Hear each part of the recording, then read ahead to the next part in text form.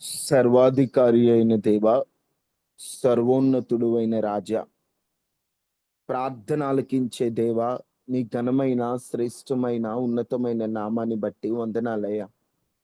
నీవు మాట్లాడే దేవుడవని, మా మొరను ఆలకించు వాడవని నీ వైపై చూస్తున్నాము దేవా. అయ్యా, ఈరోజు ఈ ఉదయకాలాన్నే మాతో మీరు మాట్లాడండి అయ్యా. నీ మాటల కొరకు కనిపెట్టుకుని ఉన్నాము. నీ మాటల కొరకు ఆశతో ఎదురు చూస్తున్నాం. మీరు మాతో మాట్లాడి మమ్ములను బలపరచండి. మీ శక్తితో మమ్మల్ని నింపి మమ్ములను ధైర్యపరిచి హెచ్చరించి సరిచేసి ఆదరించి బలపరచగలిగిన శక్తివంతమైన తూట వంటి నీ మాటతో, సబ్బు వంటి నీ మాటతో, బండలను బద్దలు చేయి సుత్తి వంటి నీ మాటతో మాతో మాట్లాడి మా హృదయములను కఠినత్వాన్ని అయా వాక్యమని సుత్తితో బ్రద్దలు చేసి, అయా మా పాపమును వాక్యమని సబ్బుతో కడిగి, అయా అగ్ని వంటి నీ మాటతో మేము మండింపబడినట్లుగా మీరు మాట్లాడి శక్తితో నింపి, బలముతో నింపి, వాక్యముతో నింపి, నీ దాసుని మరుగు చేసి పరిశుద్ధపరిచి నిలబెట్టి వాడుకొని సాధనగా ఆయుధంగా మీరు వాడుకొని మీ కృపతో నిలబెట్టుకోమని యేసు నామములో అడిగి వేడుకొని ఉన్నాము తండ్రి. ఆమేన్, ఆమేన్, ఆమేన్. దేవునికి స్తోత్రాలు. ఈ ఉదయకాలాన్ని ఈ విధముగా ప్రార్థనా కూడికలో పాల్గొన్న మీ అందరికీ కూడా ప్రభు అయిన యేసుక్రీస్తు నామంలో నా హృదయపూర్వకమైన వందనాలు. దేవుడు మిమ్మలను దీవించును గాక. ఆమేన్, ఆమేన్. ఒక మనిషి రోజుకి 60,000 నుండి 70,000 ఆలోచనలు ఆలోచిస్తాడు. ఒక మనిషికి రోజుకి అన్ని ఆలోచనలు వస్తాయి. 60,000 నుండి 70,000 ఆలోచనలు వస్తాయి. ఆ వచ్చే ఆలోచనల్లో 90% జరిగిపోయినవి కానీ, లేదా ఇంతకు ముందు మనం చేసినవి కానీ, గతమునకు సంబంధించినవి మరలా పునరావృత ఆలోచనలు ఎక్కువగా వస్తూ ఉంటాయి. మనం చేసిన పనులు, మనం చదువుకున్నవి, ఏవేవో గతంలో జరిగినవి. మిగతావి నెగిటివ్ ఆలోచనలు ఎక్కువగా వచ్చే అవకాశం ఉంది. ఒక మనిషికి వచ్చే ఆలోచనల్లో ఇక నేను సాధించలేను, ఇక నా వల్ల కాదు, పరిస్థితులు ఇలా ఉన్నాయని నెగిటివ్ ఆలోచనలు ఎక్కువ. పాజిటివ్ ఆలోచనలు చాలా వరకు తక్కువగానే వస్తూ ఉంటాయట. ఈ మాట నా మాట కాదు గాని సైకాలజీ డాక్టర్స్ చెప్తున్నటువంటి మాటలు. ఒక మనిషి 60,000 నుంచి 70,000 ఆలోచనలు ఆలోచిస్తే ఆ ఆలోచనలో ఎన్నో ఆలోచనలు వస్తూ ఉంటాయి. ప్రతి ఆలోచన వచ్చినప్పుడు 10 సెకండ్స్ నుంచి 20 సెకండ్స్ వరకు, 10 నుండి 20 సెకండ్ల వరకు ఆలోచన వస్తది. దాన్ని మనం ఆలోచిస్తూ ఉన్నామంటే, అంటే ఆ 10, 20 సెకండ్ల కంటే ఎక్కువ ఆలోచిస్తే అది దానిపైన మన మనసు దృష్టి పెట్టి అదే మన భావముగా గాని, ప్రవర్తనగా గాని, మన జీవిత విధానంలో భాగంగా మారుద్ది. అలా కాకుండా ఒక 10-20 సెకండ్స్ ఆలోచన వచ్చి మనం దాన్ని వెంటనే వదిలేసామనుకోండి, అది క్రియగా మారదు. లేదా 10-20 సెకండ్స్ కంటే ఎక్కువ ఆలోచిస్తే ఆ ఆలోచన క్రియగా మారే అవకాశం ఉంటుందని సైకాలజీ శాస్త్రజ్ఞులు చెప్తూ ఉంటారు. ఇవన్నీ మాకెందుకు చెప్తున్నావయ్యా అనే ఆలోచన కూడా రావచ్చు. పెద్దలు ఒక మాట అంటారు, ఒక ఐడియా మీ జీవితాన్ని మార్చేస్తుంది. ఐడియా ప్లేస్ లో ఒక ఆలోచన అనడంలో కూడా తప్పులేదు. ఒక ఆలోచన మన జీవితాన్ని మార్చేస్తుంది. మంచి ఆలోచన, ఒక ఆలోచన మనకు ఉందంటే, ఒక్క ఐడియా, ఒక్క ఆలోచన మన జీవితాన్నే మార్చేస్తుంది. ఈ రోజున నీవు ఎలాంటి ఆలోచనలు ఆలోచిస్తున్నావు?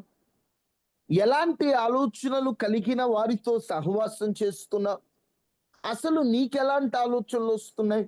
ఒక ఆలోచన జీవితాన్ని మార్చేస్తే నీ జీవితం కూడా మారాలి. ఎలా మారాలి? కొన్ని మాటలు దేవుని వాక్యంలో నుండి స్పష్టంగా మనము ధ్యానం చేద్దాం. సామెతల గ్రంథము 19వ అధ్యాయము 21వ వచనంలో ఓ చక్కటి మాటను చదువుకుందాం.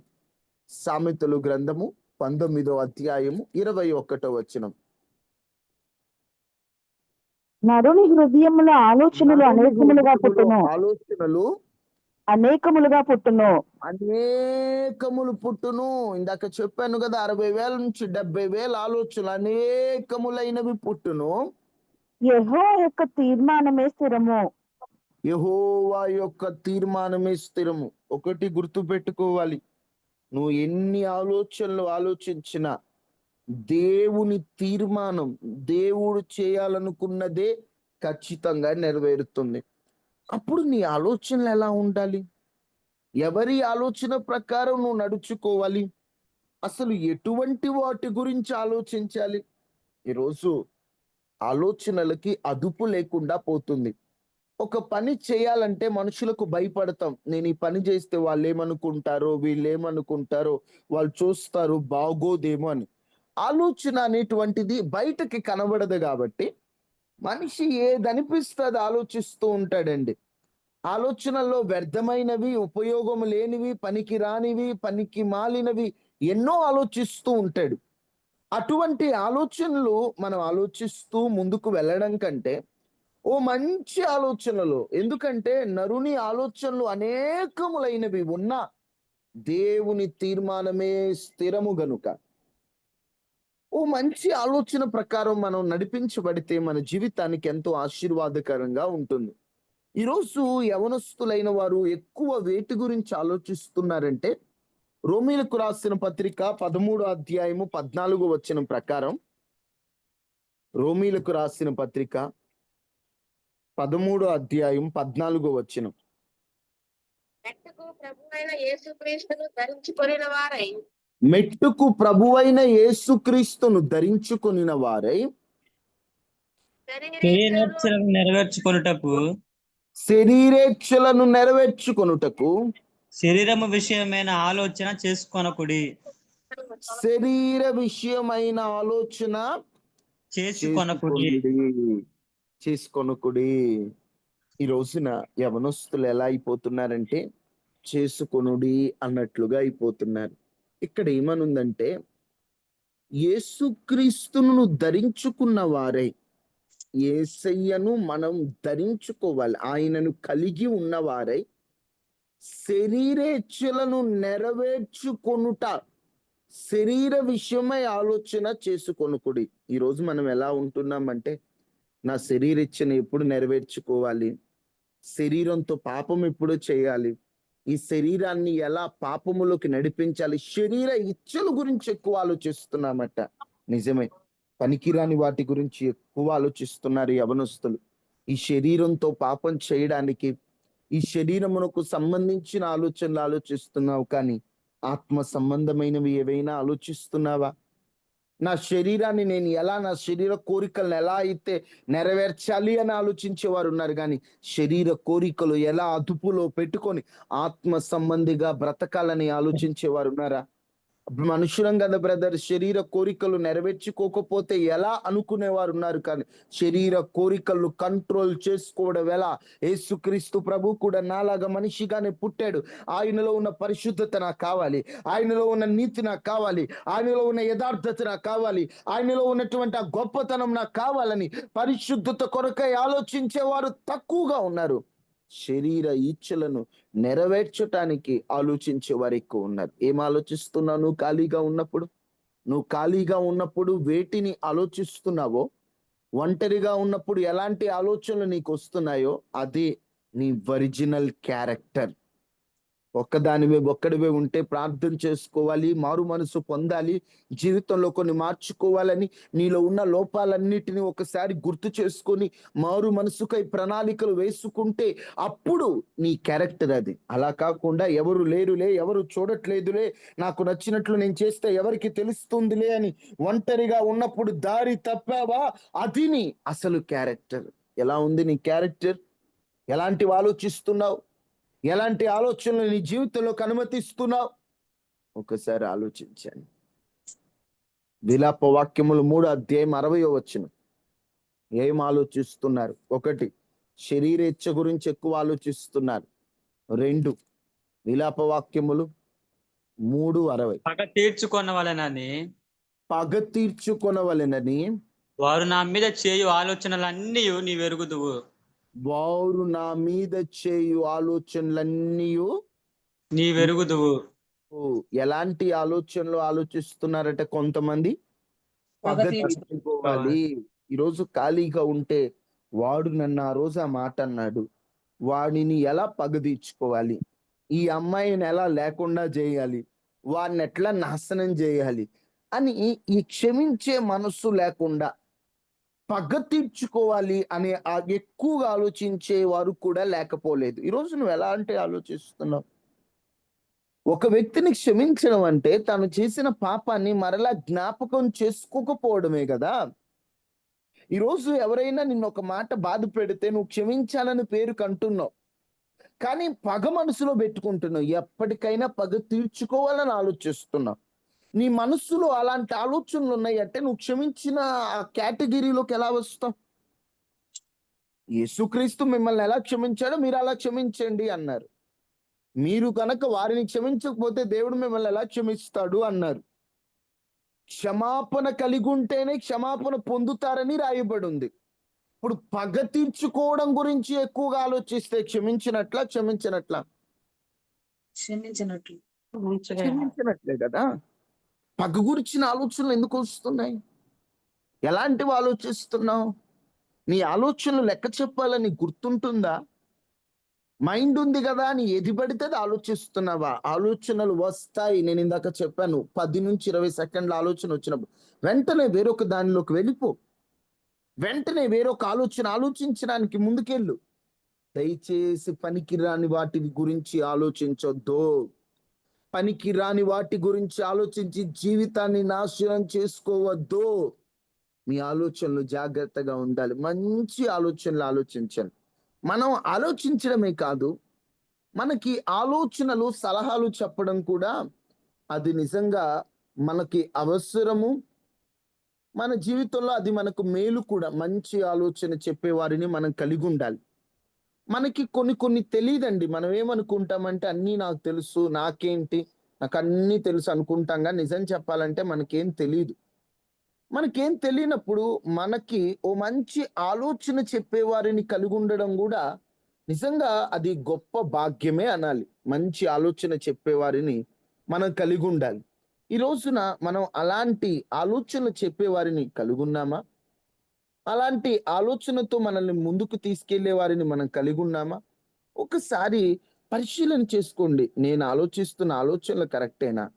నాకు మంచి ఆలోచన చెప్పేవారు ఎవరైనా ఉన్నారా? నేను అలాంటి వారిని కలిగి ఉన్నానా? అసలు నేను ఆలోచించే ఆలోచనలు ఎలా ఉంటాయి? సామెతల గ్రంథంలో చక్కటి మాట రాయబడి ఉంటుంది. అందరూ బైబిల్ తెరిచి చూడండి. సామెతల గ్రంథం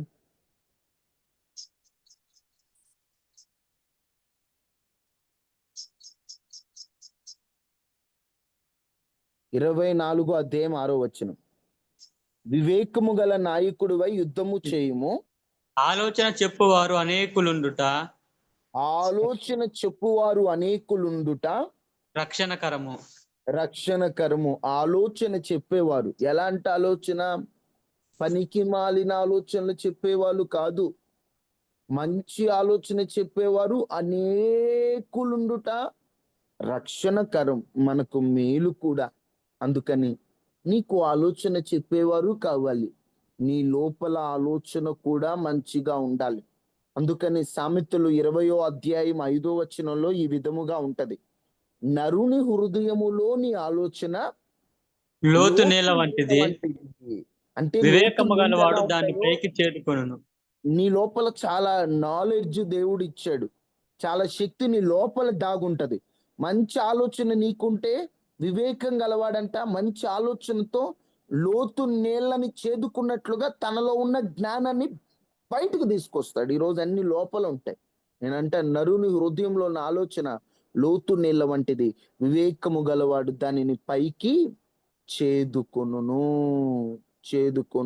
అందుకని మంచి ఆలోచనతో సాగిపోందమ్మా. సామెతల గ్రంథం 11:14లో కూడా ఇదే మాట ఉంటది. ఇందాక మనం చదువుకున్న మాట. నాయకులు లేని జనులు చెడిపోవుదురు, ఆలోచనకర్తలు అనేకులుండుట రక్షణకరము. ఆలోచనకర్తలు ఉండటం అవసరము. ఇలాంటివన్నీ ఉన్నాయి కదా. ఈ రోజున నువ్వు ఎలాంటి ఆలోచనకర్తలు కలిగి ఉన్నావు? ఒకటి, నీకు మంచి ఆలోచనలు ఉండాలి. నీ ఆలోచన నువ్వు పైకి చేదుకోవాలి. 2, నీకు ఆలోచన చెప్పేవారు కావాలి. ఒక మనిషి తన జీవితంలో ఆశీర్వదింపబడాలంటే ఎలాంటి ఆలోచన ఇచ్చేవారు కావాలి, లేదా ఎవరు ఆలోచన చెప్పేవారు కావాలంటే నెంబర్ 1 గుర్తుపెట్టుకోండి. కీర్తనలు గ్రంథము 32వ అధ్యాయము 8వ వచనం. కీర్తన 32వ అధ్యాయం 8వ వచనం. నీకు ఉపదేశము చేసేదను, నీకు ఉపదేశము చేసేదను, నీవు నడవవలసిన మార్గమును నీకు బోధించేదను, నీకు నడవవలసిన మార్గమును నీకు బోధించేదను, నీ మీద దృష్టి ఉంచి నీకు ఆలోచన చెప్పేదను. నీ మీద దృష్టి ఉంచి నీకు ఆలోచన చెప్పేదను. ఈ లోకములో ఎంతమంది మనకు ఆలోచన చెప్పేవారు ఉన్నా లేకపోయినా, దేవునిని మన ఆలోచనకర్తగా మనం గనక నియమించుకుంటే, దేవుని ఆలోచన ప్రకారంగా మన జీవితం నడిపింపబడితే, నీ ఎదుగుదలని ఎవరు ఆపలేరు. నీవు దేవుని ఆలోచనతో ముందుకు అడుగులు వేస్తే, మొదట అది కష్టముగా అనిపించిన, క్లిష్టంగా అనిపించిన, అవమానాల మధ్యలో ఉన్న, అందరూ తక్కువ చేసి మాట్లాడుతున్నా, నా దేవుని ఆలోచన ఎప్పుడు నిన్ను ఉన్నత శిఖరాలు ఎక్కిస్తుంది. నా దేవుని ఆలోచన నీ జీవితాన్ని దిశానిర్దేశం చేస్తుంది. నీ మీద దృష్టి ఉంచి నా దేవుడు నీకు ఆలోచన చెప్పును గాక.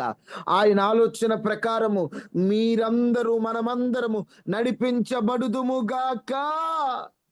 ఆమేన్. దేవుని ఆలోచన అవసరమమ్మా. మన ఆలోచనలో దేవుడు గొప్పవాడు గదా. ఆయన ఆలోచన సదాకాలము నిలుస్తుంది గదా. ఆయన ఆలోచన ప్రకారంగా ముందుకు వెళ్తే ఎంత దీవెన, ఎంత ఆశీర్వాదం. అందుకనే దేవుని ఆలోచన ప్రకారం నేను నడిపించబడాలి. దేవుడు ఏది చెబితే నేను వినాలది. దేవుడు వద్దంటే నేను ఆగిపోవాలి అనే ఒక మాటతో మనం ముందుకెళ్ళాలి. దేవుడు ఎలా మాట్లాడతాడు? వాక్యం ద్వారా మాట్లాడుతాడు, దర్శనం ద్వారా మాట్లాడుతాడు, సేవకుల ద్వారా మాట్లాడుతాడు. ఆయన మాట్లాడుతూ నీకు ఆలోచన చెబుతాడు. నీవు ఆయన ఆలోచన ప్రకారంగా నువ్వు ముందుకు వెళ్ళిపోతే ఆయనే నిన్ను నడిపించబోతున్నాడు. నీ జీవితాన్ని తల ఎత్తుకునే స్థితిలో తలమానికగా దేవుడు నిలబెడతాడు.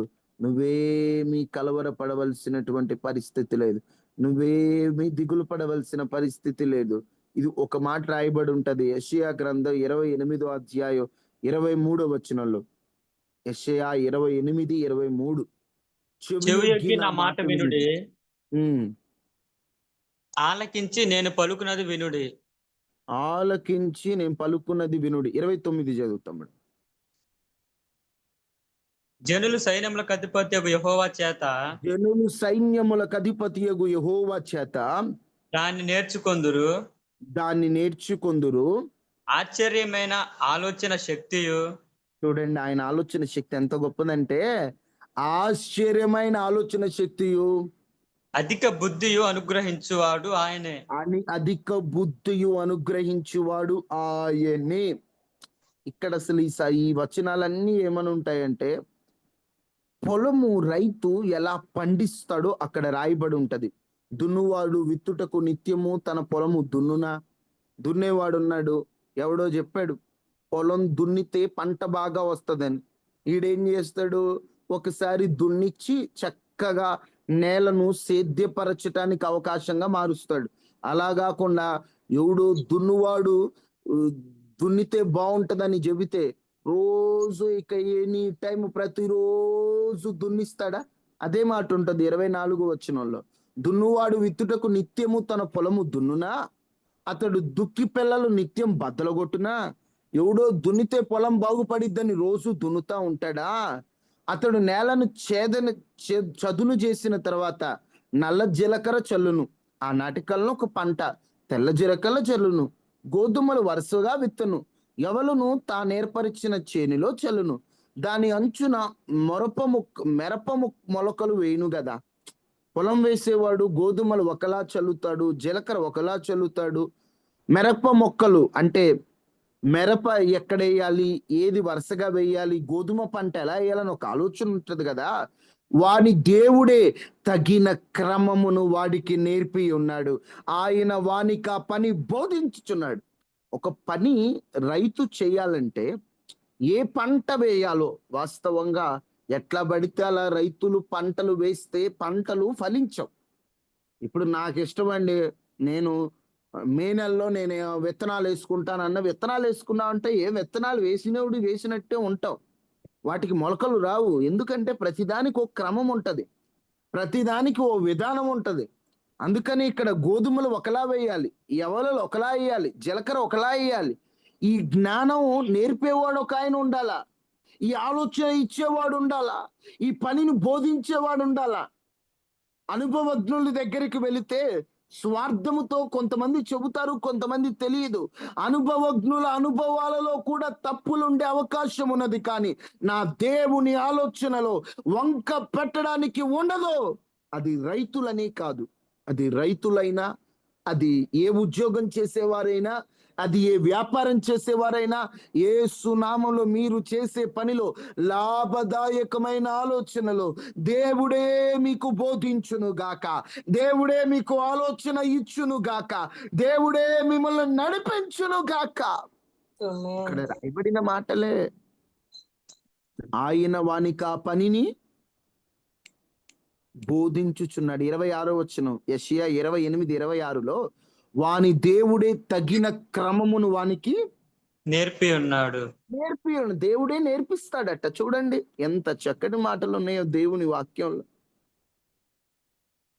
ఆయన వానికి ఆ పని బోధించుచున్నాడు. సేద్యగాడు నల్ల జీలకర్ర పదును గల యంత్రము చేత నూర్చడు, బండి చక్రములను జీలకర్ర మీద నడిపింపడు గాని కర్ర చేత నల్ల నల్ల జీలకర్రను, చువ్వ చేత జీలకర్రను దొల్లగొట్టును కదా. మనుషుడు గోధుమలను గాలింపగా దాన్ని నులుచుదురా. అంటే జీలకర్రని మనం చేనులో నుండి బయటికి తీసుకొచ్చినప్పుడు దాన్ని ఒకలాగా మనం బయటికి తీయాలి, ఎవలలో ఒకలాగా బయటికి తీయాలి. కర్ర చేత నల్ల జీలకర్ర, చువ్వ చేత జీలకర్రను దొలగొట్టును కదా. మనుషుడు గోధుమలను గాదింపగా దాన్ని నలుచుదురా. సేద్యగాడు ఎల్లప్పుడు ఎల్లప్పుడు అది బండి చక్రమును గుర్రములను దాని మీద నడిపించుచుండడు కదా, దాన్ని నలుపడు కదా. ఒక పని వచ్చి కదా అని ప్రతిసారి చేస్తూ ఉండడు కదా. జనులు సైన్యములకు అధిపతియగు యెహోవా చేత దాన్ని నేర్చుకొందురు. యేసు నామములో దేవుని ఆలోచన చేత మీరు పని చేస్తున్న చోట, మీరు వ్యాపారం చేస్తున్న చోట, మీ కుటుంబాలలో ఆయనే ఆశ్చర్యమైన ఆలోచన శక్తియు అధిక బుద్ధియు ఆయన మీకు అనుగ్రహించును గాక. యేసు నామములో ఇక్కడ రాయబడిన ఈ వాగ్దానము మన జీవితంలో అనుభవించుదుముగాక. పొందుకో యేసు నామములో ఆశ్చర్యమైన ఆలోచన శక్తి. ఇన్నాళ్ళు నీ ఆలోచనల్లో నీకే అర్థం కావట్లే. అందరూ తెలివిగా ఆలోచిస్తున్నారు, నేనేంటి ఇలా ఆలోచిస్తున్నాను, అందరూ చూడు ఎంత ఎదిగిపోయారు, నాకంటూ ఆలోచనలు లేవు, నేను సరిగ్గా ఆలోచించలేకపోతున్నాను, నాకు ఆలోచన శక్తి లేదు, నాకు అందరికి ఉన్న తెలివి లేదు, నాకు అధిక బుద్ధి లేదు అను బాధపడుతున్నావు. దేవుడు అంటున్నాడు ఆశ్చర్యమైన ఆలోచన శక్తి, అధిక బుద్ధి, అనంత జ్ఞాని అయిన దేవునకు నేనున్నాను, అదే శక్తిని నీకు ఇవ్వబోతున్నాను అంటున్నాడు. అదే శక్తి యేసు నామములో దేవుడు మీకు ఇచ్చును గాక. దేవుని ఆలోచన మన జీవితాన్ని శాసిస్తుందండి. దేవుని ఆలోచన మన జీవితాన్ని బాగు చేస్తుందండి. అందుకే ఆయన ఆలోచన ప్రకారంగా నడిపింపబడదాం. ఒకటే అయ్యా, నా మీద దృష్టి నిలిపే, నన్ను చూసి చూడటం వేరు, దృష్టించడం వేరు. నా మీద ప్రత్యేక శ్రద్ధ నిలిపి నాకు మంచి ఆలోచన చెప్పయ్యా. జీవితం అంతా గందరగోళంగా ఉందయ్యా, ఎటు పోవాలో ఎటు పోతున్నానో అర్థం కాని పరిస్థితిలో ఉన్నానయ్యా, నా మీద దృష్టి ఉంచి నాకు ఆలోచన చెప్పయ్యా.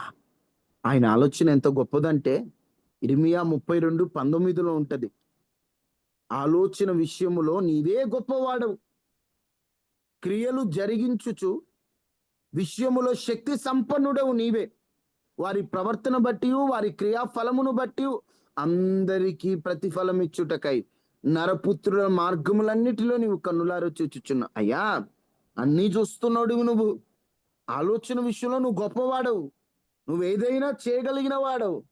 అన్ని గమనించేవాడవు, అన్ని పరిశీలిస్తున్నవాడవు, అన్నిటినీ నేర్పేవాడవు. నువ్వున్నావయ్యా నాకు. నువ్వున్నావు, నీ ఆలోచన నాకుంది, నీ ఆలోచనతో నడిపించువాడవు అని వారు ఎలాగున దేవుని గురించి మాట్లాడారు. ఈరోజు అదే అదే ఆలోచనకర్త అయిన దేవుడు మనందరికీ ఆలోచన నేర్పును గాక. ఎందుకంటే దేవుని ఆలోచన సదాకాలము నిలవబోతుంది. నేను ఒక్కటే కోరుకుంటానండి, మనందరం కూడా దేవుని ఆలోచనతో నడిపింపబడాలి. దేవుని ఆలోచన ప్రకారంగా మనం ముందుకెళ్ళాలి. దేవుడు అటువంటి ఆలోచన జ్ఞానాన్ని మనకు నేర్పును గాక, ఆయనే నడిపించును గాక. నెంబర్ 1, దేవుని ఆలోచన మనకు అవసరం. 2 నిర్గమకాండం 18వ అధ్యాయం 14వ వచనం. మోషే ప్రజలకు చేసినదంతయు మోషే ప్రజలకు చేసినదంతయు అతని మామ చూచి, అతని మామ చూచి, నీవు ఈ ప్రజలకు చేయుచున్న ఈ పని ఏమిటి? నువ్వు ఈ ప్రజలకు చేయుచున్న ఈ పని ఏమిటి? ఉదయం మొదలుకొని సాయంత్రం వరకు నీవు మాత్రమే కూర్చుండగా, ఉదయం మొదలుకొని సాయంత్రం మట్టుకు నువ్వు మాత్రమే కూర్చుండగా ప్రజలందరూ నీ వద్ద నిలిచి ఉండనేలా అని అడుగగా, ప్రజలందరూ నీ యొద్ద నిలిచి ఉండనేలా. మోషే చక్కగా అందరినీ నడిపిస్తున్నాడు, నాయకునిగా పనిచేస్తున్నాడు. ఆయనకి భారం పెరిగిపోతుంది. ఆయన చేసే పని అందరినీ పట్టించుకోవడం కష్టం అయిపోతుంది. ఏదన్నా తీర్పు తీర్చాలంటే పొద్దున్నుండి సాయంత్రం వరకు ఈయనకే సరిపోతుంది. అప్పుడు మామ వచ్చి మోషే దగ్గరకు వచ్చి, మోషే, నువ్వు అందరినీ బాగా నడిపిస్తున్నావు, నువ్వు ఒక్కడివే న్యాయం చెప్పాలంటే, నువ్వు ఒక్కడివే జనాలని సద్దుమణిగించాలంటే నీకు చాలా కష్టంగా ఉంది. నువ్వు చేస్తున్న పని మంచిది కాదు. నువ్వు ఈ ప్రజల వల్ల నిత్యంగా నువ్వు నలిగిపోతావు. ఈ పని చాలా భారం, నువ్వు ఒక్కడివే చేయలేవు. కాబట్టి నా మాట విను. 19వ వచనంలో ఉంటది. కాబట్టి నా మాట విను, నేను నీకు ఒక ఆలోచన చెప్తా, దేవుడు నీకు తోడై ఉంటాడు. నేను ఆలోచన చెప్తా, కానీ దేవుడు నీకు తోడై ఉండును. ప్రజల పక్షమున నీవు దేవుని సముఖమందుండి వారి వ్యాజ్యములు దేవుని యొద్దకు తేవలెను. అసలు ఎంత బాగా ఆలోచన చెప్తాడంటే, ఇవన్నీ కాదయ్యా మోషే, నువ్వు ఒక్కడివే కష్టంగా ఉంటది. కొంతమంది నీ లీడర్గా నువ్వు నియమించు. ఇజ్రాయేలీయుల్లో మంచి సామర్థ్యం కలిగిన మనుషుల్ని 1000 మందికి ఒకడికి, 100 మందికి ఒకడికి, 50 మందికి ఒకళ్ళని. ఇప్పుడు ఈ లాజిక్కే పోలీసులు వాళ్ళకు ఉండేది ఎట్లా అంటే 100 మందికి ఒక పోలీసు ఉంటారు, ఆ తర్వాత 50 మందికి ఒకరు, 1000 మందికి ఒకరు, ఎస్పీ కొంతమందికి, డిఎస్పి కొంతమందికి, ఎస్ఐ కొంతమందికి ఎలా ఉంటారు, సేమ్ ఇక్కడ నుండే వచ్చింది అది. 1000 మందికి ఒకళ్ళు, 100 మందికి ఒకళ్ళు, అలా లీడర్ పెట్టేసాయి. మెయిన్ లీడర్ నువ్వు ఉండు, తర్వాత వాళ్ళని ఇలా చేయి, దేవుడే చూసుకుంటాడని ఒక మంచి ఆలోచన మోషే మీద భారం తగ్గించింది. ఈరోజు నువ్వు ఎలాంటి ఆలోచనకర్తలు కలిగి ఉండాలంటే, నీకు న్యాయం చెప్పి నీకు ఆలోచన చెప్పేవాడు నీ భారాన్ని తగ్గించేవాడిగా ఉండాలి. ఎలాంటి ఆలోచనకర్తలు మన చుట్టూ ఉండాలంటే, మనుషుల్లో నీ భారం తగ్గించేవాడిగా ఉండాలి, నీ భారం మోపేవాడిగా ఉండకూడదు. ఈరోజు మనుషుల ఆలోచనలు ఎలా ఉంటాయంటే, మన బరువుని పెంచేటట్లుగా, మన బరువుని ఇంకా పెంచేటట్లు ఆలోచనలు వస్తుంటాయి. వద్దమ్మా, నీ భారం తగ్గించే మోషే మామ లాంటి ఆలోచనకర్తలు కలిగి ఉన్నాయి. సొంత నిర్ణయాలు తొందరపడి తీసుకోవద్దు. ఒకటి, ప్రార్థనతో నిర్ణయం తీసుకోండి. ప్రార్థనతో ఒక పని ప్రారంభిస్తే అది మొదటిగా ఓడిపోయినట్లు కనిపించిన నా దేవుడు ఓడిపోనివ్వడు. ఏ పని ప్రారంభించినా ప్రార్థనతోనే ప్రారంభించండి, ప్రార్థనతోనే ముగించండి. తరువాత దేవుని ఆలోచన అడగండి, తరువాత అనుభవజ్ఞుల ఆలోచనలు కనుక్కోండి. ఒక చదువుకుంటున్నారనుకో, నా ఇష్టం అనొద్దు, అనుభవజ్ఞుల ఆలోచన తీసుకోండి. ఏమంటారు? మోషే ఉండి, నీకేం తెలుసు మావా, నువ్వు అన్యజనుడివే, నువ్వెందుకు నోరు మూసుకో అన్నాడంటే ఏమయ్యేది? వీళ్ళకి న్యాయం చెప్పే బదులు ఆయన మధ్యలోనే చచ్చేవాడు. ఒక మాట అనకూడదు కానీ, ఎందుకంటే వాళ్ళు మామూలు ఇజ్రాయేల్ ప్రజలు, మైండ్ పోయేది. ఆయన మామిచ్చిన ఒక చిన్న ఐడియా అతని లైఫ్ను మార్చలేదా? ఈరోజు ఎటువంటి ఐడియాస్ వింటున్నావు నువ్వు? పాడు చేసే ఐడియాస్ వింటున్నావా? అమ్నోన్ ఫ్రెండ్ కూడా పాడు చేసి ఐడియా ఇచ్చాడు, పాడైపోయాడు అమ్నోన్. రెహబాము ఫ్రెండ్స్ కూడా పాడు చేసి ఐడియాలు ఇచ్చారు, పాడైపోయాడు రెహబాం. ఇజ్రాయేలీలు ముక్కలైపోయారు దెబ్బకి. ఫ్రెండ్స్ ఆలోచనలు వింటాం వాళ్ళు. ఎవరు ఆలోచనలు వింటున్నావు? ఈరోజు యవనస్తుడు ఎవరు చెప్పింది వింటున్నావు? ఫ్రెండ్ చెప్తాడు, రే ఇదైతే సూపర్ రా, మీ అమ్మకేం తెలుసురా, మీ నాన్నకేం తెలుసురా. ఇక వెంటనే వీడొచ్చు అంట, నీకేం తెలుసు? వాడికి ఏం తెలుసు? పక్కన ఉన్నోడికి. వాడు నీళ్ళంటోడే కదా. వాడు ఆలోచన నెంబర్ 1 నువ్వు ఎలా చెప్పగలవు? అమ్మ మా ఫ్రెండ్ తెలుసు అమ్మా. ఏం తెలుసు నీ ఫ్రెండ్కి? ఈరోజు యవనస్తులు తోటి యవనస్తుని మాట వింటాడు. ఇంట్లో తల్లిదండ్రులు, నేను ఎప్పుడు చెప్తుంటాను, తల్లిదండ్రులకి చదువు లేకపోవచ్చు, వారి దగ్గర అనుభవం ఉంది. నువ్వు చదువుకొని నువ్వు ఎక్స్పీరియన్స్ పొందావు, వారు చూసి ఎక్స్పీరియన్స్ పొందారు. చదివిన దానికంటే అనుభవించిన దాని ఎక్స్పీరియన్స్ గొప్పది. ఎప్పుడైనా చదువు ఉన్నా లేకపోయినా తల్లిదండ్రుల మాట వినండి, వాళ్ళ ఆలోచన అడగండి. నేను ఇది చేస్తున్నా, నీకు తెలియదులే, నేను డాక్టర్ అయిపోతాను అంటాడు. వాళ్ళ నాన్నగారు చూశారు, డాక్టర్ చదివితే వచ్చే నష్టాలు లాభాలు. ఆయన ఒక మాట అడగడు. అమ్మ నాన్న మాట అడగరు. ఈరోజు వయసు కొంచెం పెద్దదై 18 ఏళ్ళు వచ్చాయంటే అమ్మ సలహా ఉండదు, ఇక నాన్న సలహా ఉండదు, ఇక సొంత అనిపించేసిద్ది. కంటే ఎక్కడికన్నా వెళ్ళాలంటే వెళ్ళిపోతారు, ఏదైనా చేయాలంటే చేసేస్తారు. నాన్నగారు ఇది మంచిదేనా, అమ్మగారండి ఇది మంచిదేనా, ఈ పని చేయొచ్చా, లేదా వాళ్ళకి తెలీదా ఈ పని చేస్తున్నానని చెప్పరు.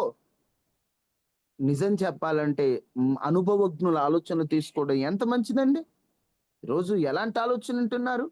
చెడ్డ ఆలోచనలు వింటున్నారు, పనికి మాలిన ఆలోచనలు వింటున్నారు. సామెతలు 12:5 ఉంటది, భక్తిహీనుల ఆలోచనలు. చదవండి ఒకసారి ఆ మాట. సామెతలు 12:5. ఎక్కువ రెఫరెన్స్లు ఇస్తున్నాను అనుకోవద్దు, ప్రతి మాట విలువైనది. ఇంక ఈ టాపిక్ లో అవసరమైనవన్నీ, నా కంట పడినవన్నీ మీకు చెప్తూ ఉన్నాను. అందరూ ప్రతి మాట నోట్ చేసుకోవాలి, ఈ మాటలు పరిశీలించాలి, తర్వాత ఈ మాటలు గుర్తుపెట్టుకోవాలి. నీతిమంతుల తలంపులు న్యాయయుక్తములు, భక్తిహీనులు చెప్పు ఆలోచనలు మోసకరములు. నీతిమంతుల తలంపులట న్యాయయుక్తములు. న్యాయయుక్తములట. నీతిమంతుడు ఏది ఆలోచించినా న్యాయంగా మంచి ఆలోచనలు ఆలోచిస్తాడు. భక్తిహీనులు చెప్పు ఆలోచనలు మోసకరములు. ఎందుకయ్యా భక్తిహీనుల ఆలోచనలు వింటావు? ఎందుకమ్మా భక్తిహీనుల ఆలోచన వింటావు? నేను ఒకటే చెప్తున్నా, తల్లులారా, మీ పిల్లలు మీ ఆలోచన విని నడుచుకునేటట్లు చూడండి. అలానే మీకు ఏది పడితే అది అనిపించి చెప్పొద్దు, ప్రార్థన చేసుకోండి. లేకపోతే పిల్లలకి క్రమాన్ని నేర్పండి. తల్లి గారాబం తగ్గించండి. పిల్లలు క్రమంలో ఉండట్లేదు, తల్లికి చెప్పకుండా వాడు ఎక్కడికి వెళ్ళకూడదు, తండ్రికి చెప్పకుండా, తండ్రి ఆలోచన తీసుకోకుండా వాడు ఎక్కడికి వెళ్ళలేదు. ఈరోజు ఫ్రెండ్స్ అని ఎటో ఒకటి తిరిగి వచ్చి చెప్తారు తల్లిదండ్రులతో. వద్దు, పిల్లల క్రమం నేర్పండి. ఎంత వయసు వచ్చినా ఘనత కొరకు చెప్పట్లేదు, తెలియాలని చెప్తా. ఇప్పటికీ మా అమ్మగారికి చెప్పకుండా మేము బయటికి వెళ్ళాం. ఎక్కడైనా మీటింగ్కి వెళ్ళాలంటే ఫస్ట్ అమ్మకి చెప్పాలి. అమ్మ వెళ్ళమంటేనే వెళ్తాం, అమ్మ వద్దంటే ఆగిపోతాం. ఎందుకంటే మా తల్లి మాకు ఫస్ట్ నుంచి ఆ క్రమం నేర్పించింది. ఇప్పటికి మేము ఏదైనా అమ్మకు చెప్పకుండా చేసావంటే వెంటనే అమ్మ బాధపడిపోతారు, నాకు చెప్పలేదు, నువ్వు నాకు చెప్పకుండా చేసావు. పిల్లలకి నేర్పించండి ఆలోచన తీసుకోవడం, తల్లిదండ్రుల ఆలోచన ప్రకారం నడిపించబడటం. మామ ఆలోచన తీసుకున్న మోషే జీవితం ఎంత ఆశీర్వాదకరంగా మారిపోయిందంటే ఒకసారి ఆలోచించండి. వేటి గురించి ఆలోచిస్తున్నారు? 1 దేవుని ఆలోచన, 2 అనుభవజ్ఞుల ఆలోచన, 3 బంధువులు తల్లిదండ్రుల ఆలోచన. ఈ 3 ఆలోచనలు, ఈ 3 ఆలోచనలు మన జీవితంలో చాలా అవసరం. అందుకని ఏది పడితే అది ఆలోచించి ఐడియా తీసుకోవద్దు. ఒక ఐడియా నీ జీవితాన్ని ఆశీర్వాదకరంగా మార్చేటట్లు ఉండాలి. ఒక ఐడియా నీ జీవితాన్ని దీవెనలో నడిపించేటట్లు ఉండాలి, కానీ నిన్ను ఏడిపించేటట్లు ఉండకూడదు. గుర్తుపెట్టుకోండి, మంచి ఆలోచనలు తీసుకోండి. ఒక ఆలోచన తీసుకున్నారంటే ప్రభు వైపు చూస్తూ ముందుకెళ్ళిపోండి. అంతే తప్ప ఇది మంచిదేనా, ఈ చెడ్డదేనా, ఇది మంచిదేనా అంటే ఒకడు మంచిది అంటాడు, ఒక చెడ్డది అంటాడు, నువ్వు మధ్యలో పిచ్చిదాన్ని అయిపోతావు. ఒకటి తీసుకున్నావంటే ఒకటి చదువుతున్నావు, తీసుకున్నావంటే ప్రభు వైపు చూస్తూ ముందుకెళ్ళిపోవడమే తప్ప, ఇప్పుడు నువ్వు డాక్టర్ చదువుదామని తీసుకున్నావు, మధ్యలో డాక్టర్ మంచిదేనా అన్నావు అనుకో, ఒకరేమంటారంటే మంచిదేనండి, మంచి ఐడియా తీసుకున్నావు, మంచి నిర్ణయం తీసుకున్నావు అంటారు. ఇంకొకరు ఏమంటారంటే ఎవడు చెప్పాడు నీకు డాక్టర్ తీసుకోమని, అది చెడ్డది అంటారు. ఇప్పుడు నువ్వు తీసుకున్న దాని వెనక్కి రాలేవు కదా. అమ్మో ఇది చెడ్డదంట అని వాళ్ళ మాటలు మనసులో పెట్టుకుని ఇక మనసు చదువు మీద ఉండదు. ఇక అమ్మో అప్పుడే వాళ్ళే చెప్పారు ఇది మంచిది కాదని. అట్లా ఉంటాయండి మన జీవితంలో. ఏ పని ముందుకెళ్ళవు. ఒక ఆలోచన తీసుకున్నావా చాలు. ప్రతి ఒక్కరి ఆలోచన అవసరం లేదు. ఒకటి తీసుకున్నావంటే ప్రభు వైపు చూస్తూ పరుగులు ఎత్తడమే, దాని వైపు, గురి వైపు చూస్తూ. అంతే తప్ప ఇది మంచిదా చెడ్డదా మేలా కీడని కనిపించిన ప్రతి ఒక్కరిని అడిగితే ఎవరి అభిప్రాయం వారిది, ఎవరి ఇబ్బందులు వాళ్ళే. కొంతమంది అంటారు చదువుకోవటం ఎందుకు, బీటెక్ చేసిన వాళ్ళు, ఎంటెక్ చేసిన వాళ్ళు చదువు లేకుండా తిరుగుతున్నారంటే, చదువు లేకుండా తిరిగే వాళ్ళు ఉన్నారు, చదువుకొని ఉన్నత స్థాయిలో కూడా ఉన్నారు. ఎందుకు ఓడిపోయిన వాళ్ళు చూస్తావు, గెలిచిన వాళ్ళు చూడు. ఆలోచనలు ఎలా ఉంటాయంటే మనిషిని కునంగదీసి ఆలోచనలు చెప్పే వాళ్ళు ఎక్కువ ఈ రోజుల్లో. ఎందుకు మా ఆడపిల్లని చదివించడం, ఎందుకు ఒక ఇంటికి వెళ్ళేదాన్ని చదువు ఎందుకు అంటారు. వీళ్ళకేం తెలుసు? ఈ రోజుల్లో భార్య భర్త ఇద్దరు కష్టపడితేనే కుటుంబం సాగరంలో ఈదటం కష్టం అవుతుంది. జీవితంలో సముద్రం ఈదడం ఎంత కష్టమో కుటుంబం ఈదడం కూడా అంతే కష్టంగా ఉంది. భార్య భర్తలు ఇద్దరు కష్టపడతారు. నీకొచ్చిన బాధ ఏంటి? నీకొచ్చిన సమస్య ఏంటి? నీకొచ్చిన ప్రాబ్లమ్స్ ఏంటి? ప్రతి ఒక్క దానిలో ఆలోచన చెప్పేవాళ్ళు. పట్టించుకోవద్దు పనికిమాలిన ఆలోచనలన్నీ. ఊరక సలహాలు ఇస్తుంటారు కొంతమంది వచ్చి. ఊరక పనికిమాలిన సలహాలు, ఉపయోగం లేదు. ఏ అమ్మాయికి పెళ్లి చేయొచ్చు కదా, ఏమో అబ్బాయికి చేయొచ్చు కదా, అది చేయొచ్చు కదా. ఎందుకు? పనికిమాలిన ఆలోచనలన్నీ విని మీ మెదడును పాడు చేసుకోకుండా ప్రభు ఆలోచన, పెద్దల ఆలోచన, అనుభవజ్ఞ ఆలోచన విని ముందుకెళ్ళిపోండి. ఎవరైనా ఆలోచన చెప్తే స్మైల్ ఇచ్చి పక్కకు వచ్చేయండి. ప్రతిదీ ఎక్కువ ఆలోచించి అనవసరంగా లేనిపోని అనారోగ్యం కొని తెచ్చుకోవద్దు. ప్రభు మీద భారం వేయండి. నిశ్చయముగా నా దేవుడు మీ కన్నీరు తుడిచి మీ బిడ్డలను తల ఎత్తుకునే స్థితిగా త్వరగా దేవుడు నియమించును గాక. ఆమేన్. ఆమేన్. ప్రార్థన చేసుకుందాం. అందరూ తలలు వంచండి.